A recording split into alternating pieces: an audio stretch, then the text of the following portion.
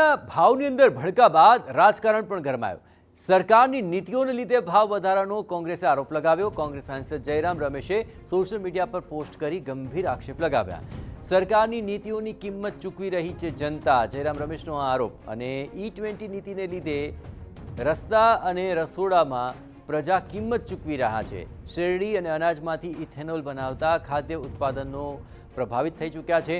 25 lakh ton ખાંડ બને તેટલી શેરડી ઇથેનોલમાં વપરાઈ ગઈ અને સરકારના ખોટા નિર્ણયોને લીધે પ્રજા હવે મોંઘા ભોજન, મોંઘી મુસાફરી માટે મજબૂર બન્યા છે।